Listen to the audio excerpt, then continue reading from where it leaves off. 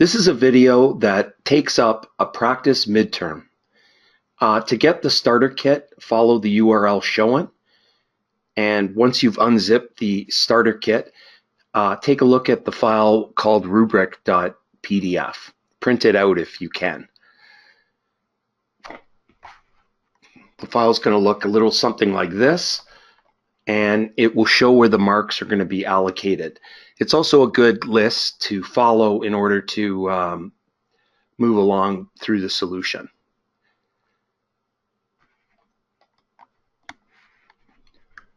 So let's take a look at the final product.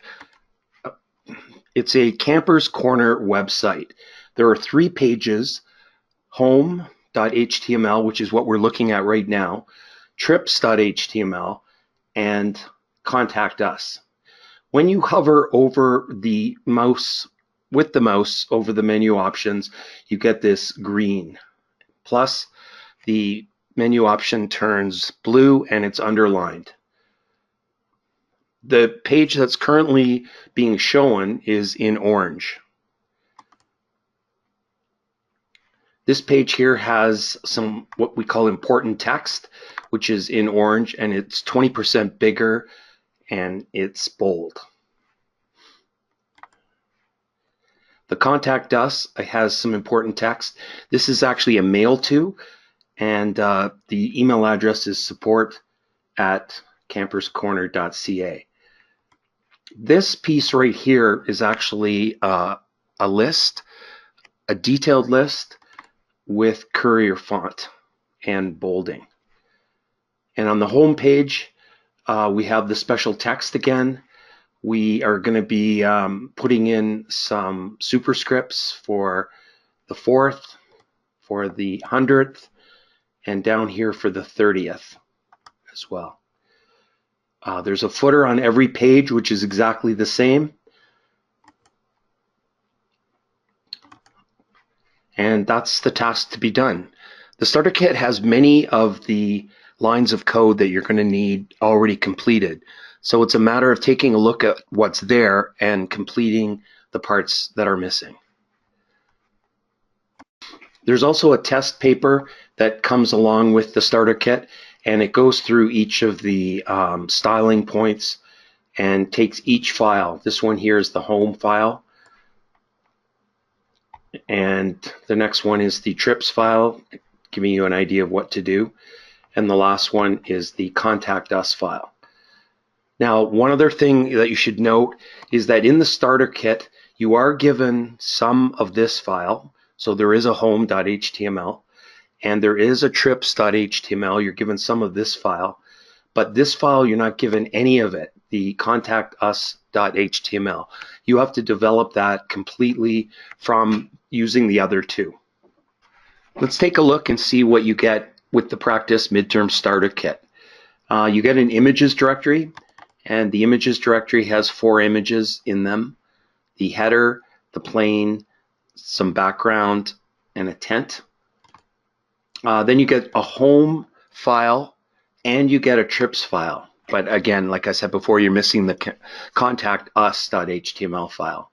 You also get an external style sheet.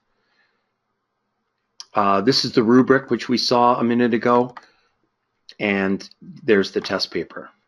The product shot is going to be helpful because you'll be able to put that kind of right to the left here, or the right side here, and you'll be able to see these files. So I'm just going to leave that right there. Okay, so let's begin the solution. The first thing we're going to do is take the home, slide it over into Notepad++. Then we'll take the main, which is the style sheet, slide that across. And we'll take this trips file and slide that across. And so that's what we're given to start with. Just have a quick look at what we get. There's some code in here. The first thing to notice is this container called data.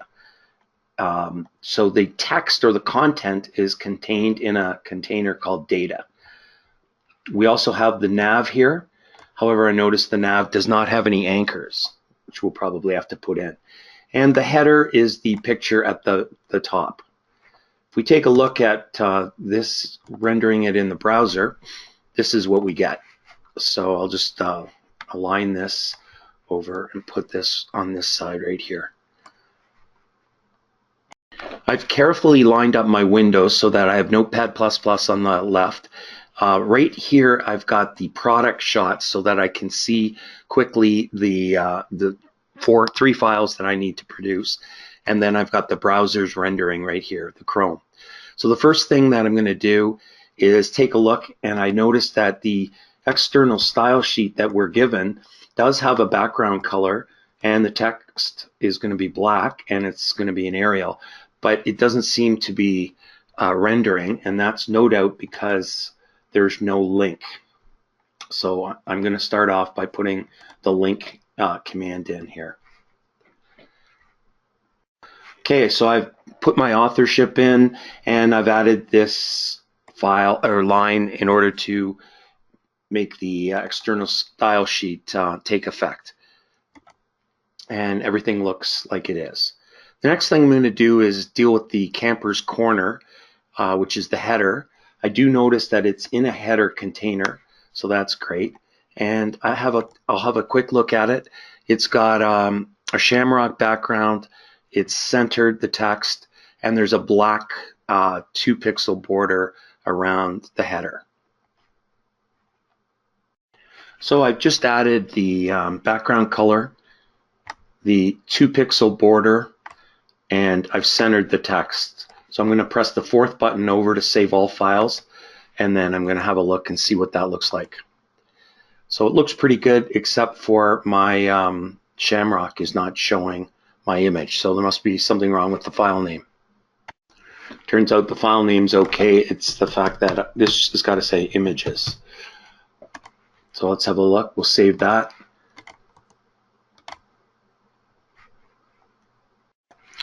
Oops, that's image, singular. Okay, and that looks pretty good. Take a look at it full screen, looks fine. So the next thing I'm going to worry about is this nav. And there was one other thing on the rubric. It does say that the header needs to be 10 pixels. There needs to be 10 pixels space below the header. So in order to put that in, I'll just add in a margin bottom and say 10 pixels. And we take a look at that, and it looks like we've got the 10 pixels.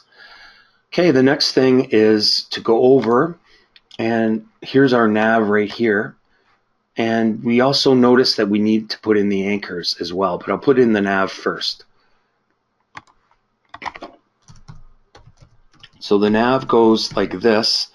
The width of the nav is 20%, and the height of the nav is 80%. And I always like to look at to see the nav itself, so I'll just put a border in, which I'm going to take out later.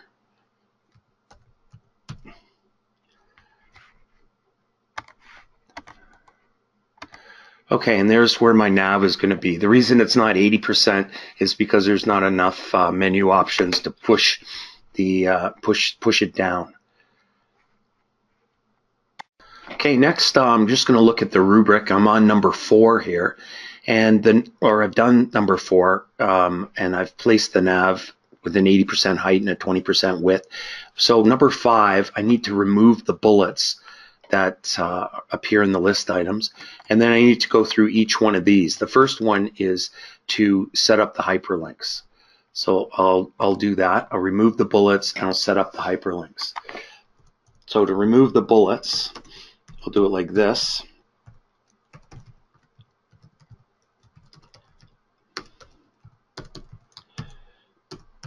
Okay, that should remove the bullets. And to go over here to this section, I need to put in the anchors. So there's the first anchor in. That's the home.html anchor. So I'll quickly do that for the next 2 as well. Okay, I've got all the anchors in. It's kind of time to have a look, save what I've got, and we right click. Now we take a look at the anchors. We notice that they're underlined and they're blue. They need to be not underlined, and the text font or text color should be black. So I'm going to go over and start doing the work for the anchors. So the color should be black. And to remove the underline, it's decoration none. Save this, have a look at what we have. So that looks good right there. We'll go back and have a quick look at the rubric.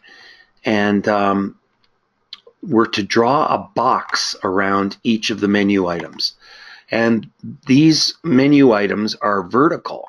So we're going to need to change the inherent inline nature of the anchor to block style. And we're going to need a 2-pixel black. So let's change the display to block, and let's also put the border 2 pixels solid black. And we'll have a look and see what that looks like. Okay, that looks pretty good.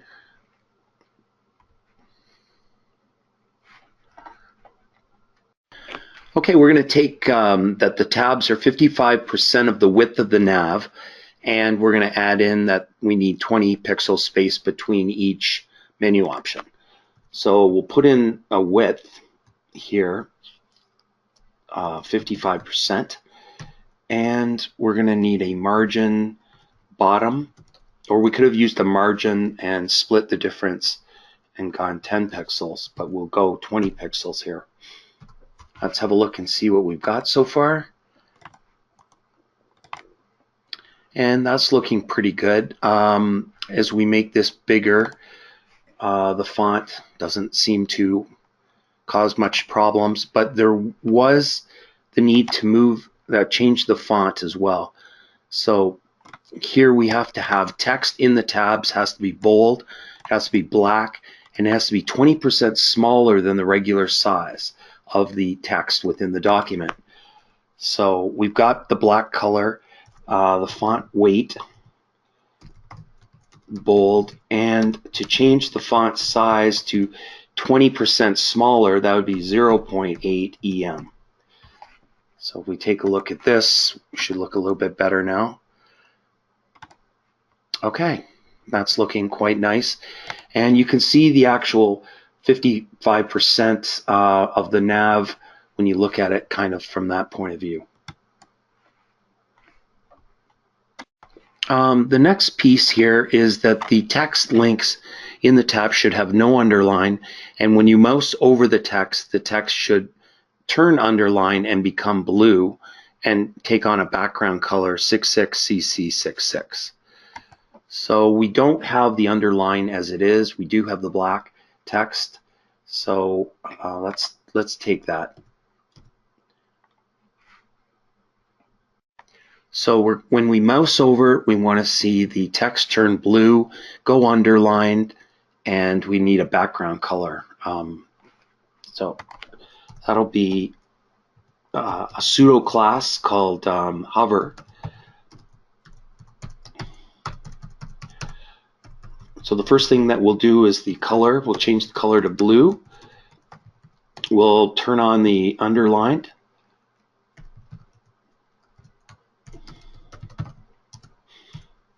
And we need that background color. And don't forget the pound sign, 66CC66.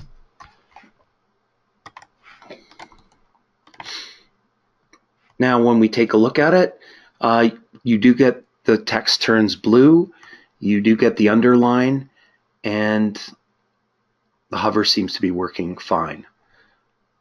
The next step is that we need to round the corners of each of the boxes or the anchors.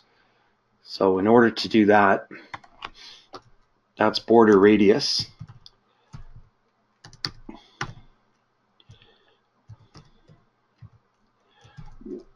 and 10 pixels for each of the 4 corners. We do notice that we need a little padding since things are getting really tight inside the menu option. So if we go down here a little bit further, it doesn't really say to do any padding, so we'll just take it upon ourselves and add say 5 pixels of padding, and we'll have a look and see what that looks like. That looks much better.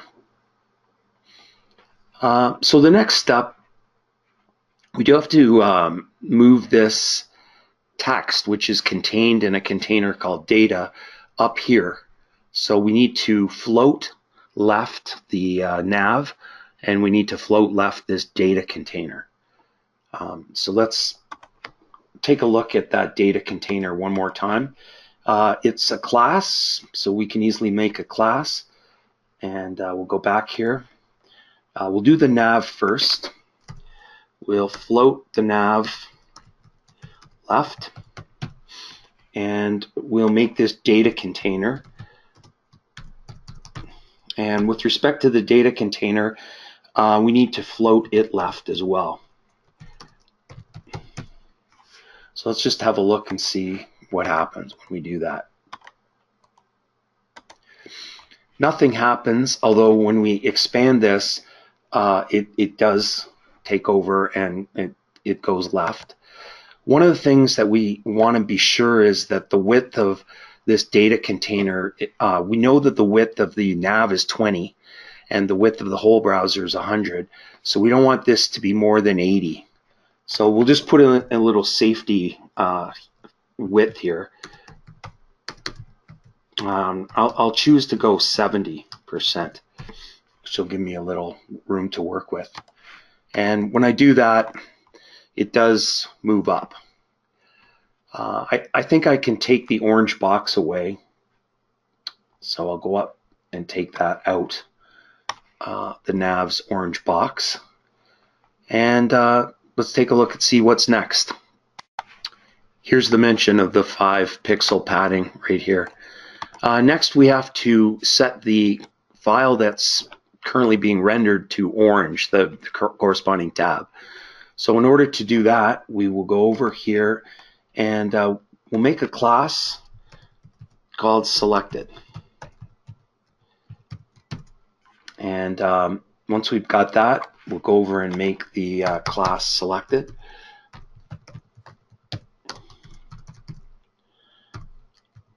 And it's the background color that we want to change. And so now we should see the home should be orange. And you can notice the red box is gone and we're looking pretty good here. The next thing is we've got to put in a footer. The footer needs to have this line of text. Let's copy that line of text if I can. So the footer, we don't have a footer, and we take a look to see if it's in the data or not. So I'll go back to my product view, and no, we notice that the footer extends the entire 100% of the browser's width. So we'll put it outside the data container, and we'll use footer, type in the text,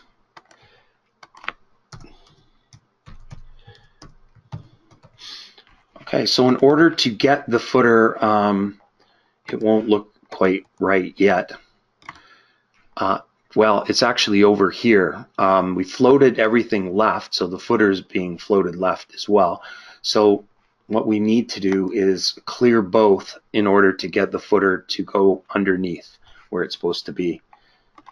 So we'll make a footer, and we'll start with clear both, which will move the footer into place. Okay, so now we need to center the footer. We need to put a line above the footer. And I'm getting all these instructions from my sheet here. So 1 pixel thick line, 100% of the width, make it black, and that's what we need to do. Okay, so there's my line and there's the centering. So if we save this, the footer's looking pretty good. So we seem to be done with the footer. Next, we have to work in the home file and add some superscripts. So if we go over to the home file, here's one right here.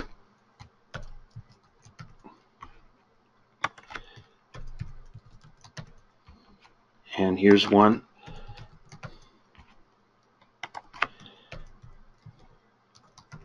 And one last one is right 30% somewhere. Right here. Or 30th rather.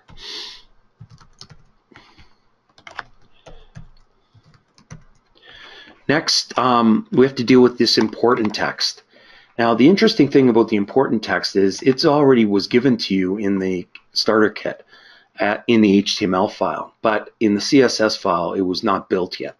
So it's been called, but not implemented yet. So we'll go and implement dot important, and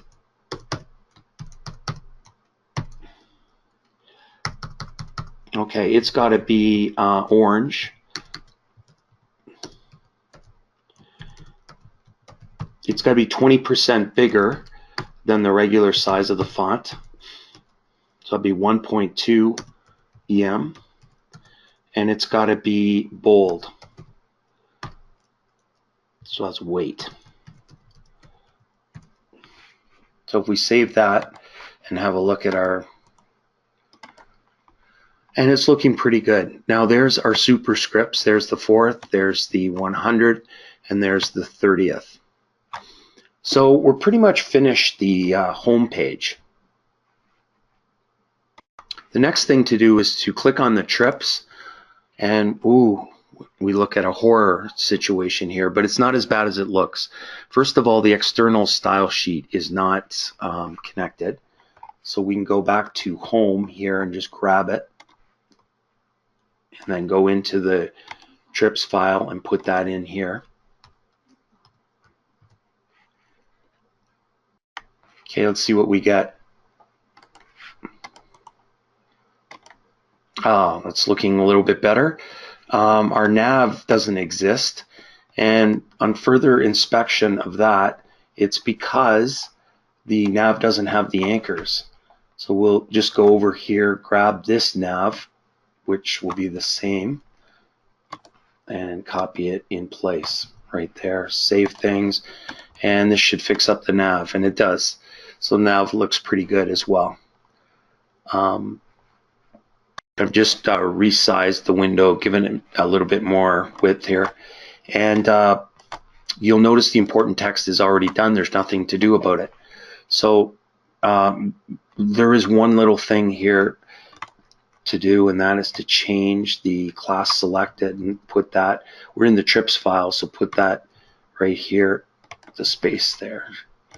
So now when we look at it, the right tab is illuminated in orange. Next, we're going to have to build that contact us file. So to make it easy, I'll take the home and copy that and rename it to contact us.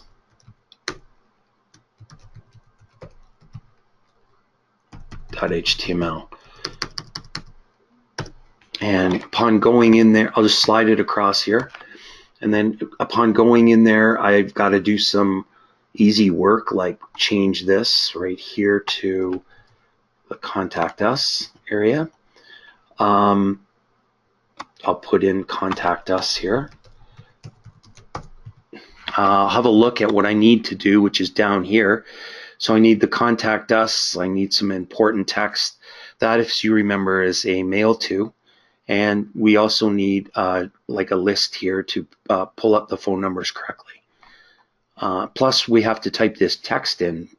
So why don't I type in these 2 paragraphs right here first. So I've just typed in that first paragraph right here, and I haven't dealt with the mail to. I guess we could deal with that right now. So in order to do that, it's a hyperlink. Mail to. It's support at camperscorner.ca, and close that. It's also, as you can see, important text, and we have a class for that. So I can add that in here, class equals important. So let's just have a look and see if that all happens correctly. So I'll click on Contact Us, and here's, first of all, the navigation's working. This is working. If you look at the bottom there, the mail to flag is correct. And this was some special text that had the important class already defined. So other than just removing these two lines, and perhaps about the well, I've got to remove from here down, well, from here, all of that. I got to remove all of that and replace it with the phone numbers. So I've just added in, we can also be contacted at, and then I'm going to get rid of all of this, and I need to get the phone numbers in.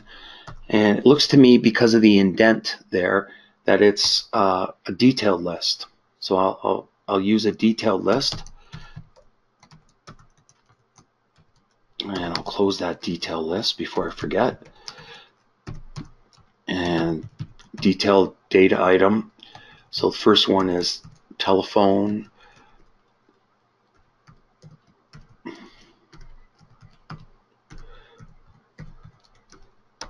And I'll put in the closing. And one more, I just put in the fax now.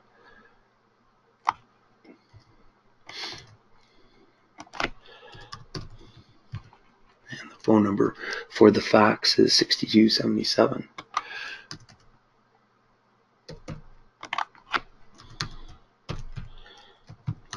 Now if we take a look at that, it's going to be close.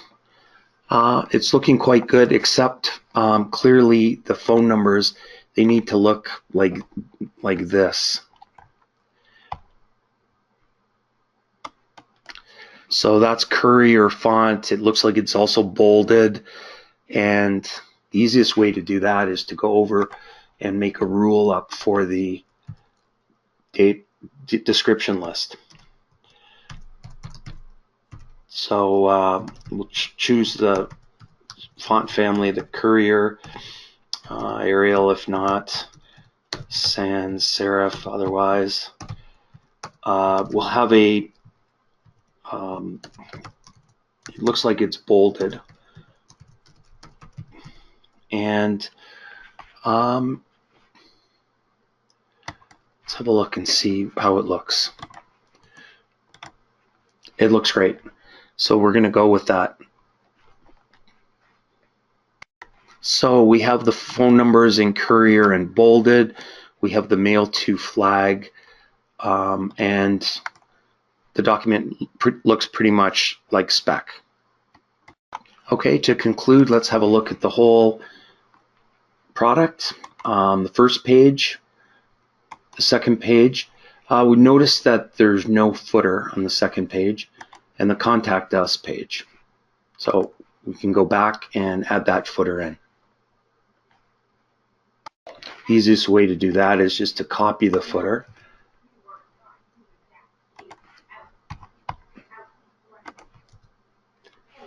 And if we save that right like that, we should have the footer in place, and we do. So we're done. One very key thing to remember when you're making this navigation bar is that anchors tend to be, or they default to inline elements. And when you're going to, the nav is 20% here, when you're going to make vertical anchors, it's really important to make sure you change the anchor to display : block make it the anchor as a block element. Thank you